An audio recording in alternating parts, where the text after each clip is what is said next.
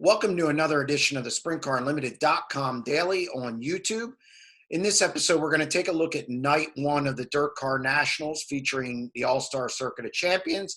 And we're also going to give our thoughts on James McFadden receiving 75 points, even though he's not in attendance at Volusia, which has caused a pretty big stir on social media. Right out of the gate, Logan Schuchart, we mentioned him a lot on SprintCarUnlimited.com podcast. Can he stay on top, near the top, I should say, of the World of Outlaw racing? He contended for a title last year, and one of our thoughts was, can he stay there? Because it's one thing to climb to the top of the mountain or contend at the top and then stay there for years to come. And was not really good in the last night at Screven. However, last night at Volusia, he was on point.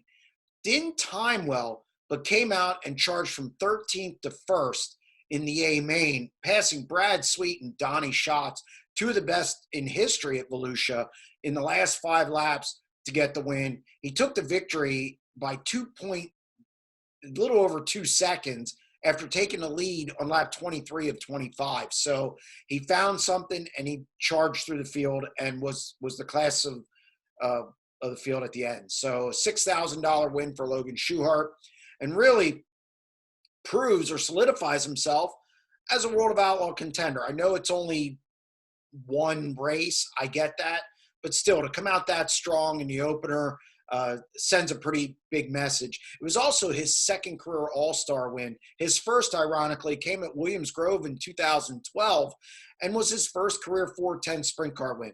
So interesting side note to that $6,000 win last night. Donnie Schatz also looked good again. In his last 4 shows with the All-Stars in what he calls these preseason events, he has 2 wins, a 4th, and a 2nd. He passed Brad Sweet last night in traffic, looked really good, thought he was going to get the win until Logan Schuchart came at the end. So, again, another positive performance for Schatz and the Ford Motor Program at Tony Stewart Racing, and I have no doubt he's going to be there near the front the rest of the week and really the rest of the season. Brad Sweet finished 3rd in the event, slipped after the late restart to 3rd, just didn't handle traffic well, but some interesting stats. Brad Sweet has 6 consecutive top 3 finishes at Volusia Speedway Park dating back to last year.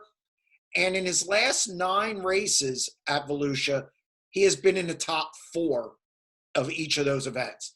Brad Sweet, really good at the Barberville, Florida facility. And if we were able to bet in Vegas, Brad Sweet would be at the top of everybody's list as the favorite in the next 4 shows, barring any rain on Saturday and Sunday. Weather looks a little sketchy going into the weekend.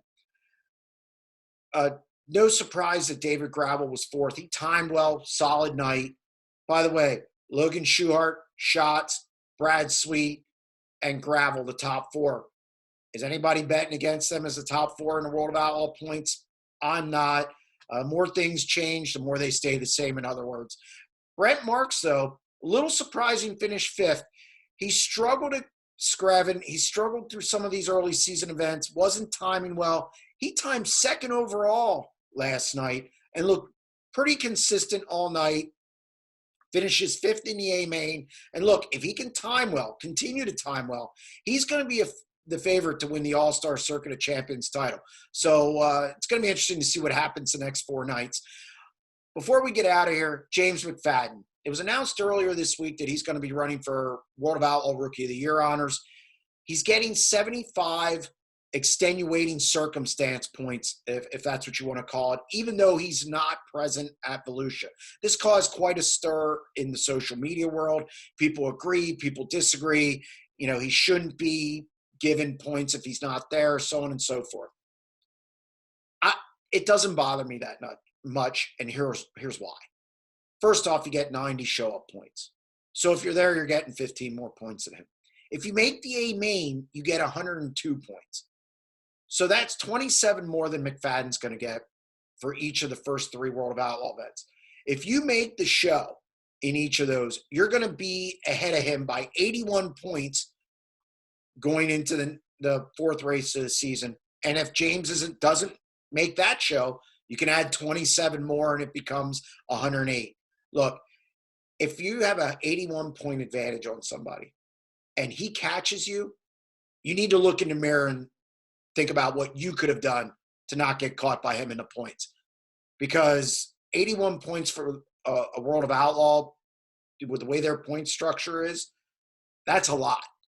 So, again, you have nobody to blame but yourself. The real kind of travesty of the point thing in my mind is it says nothing in there about provisionals. However, if you finish 26th on back, you also get 102 points out of an A main.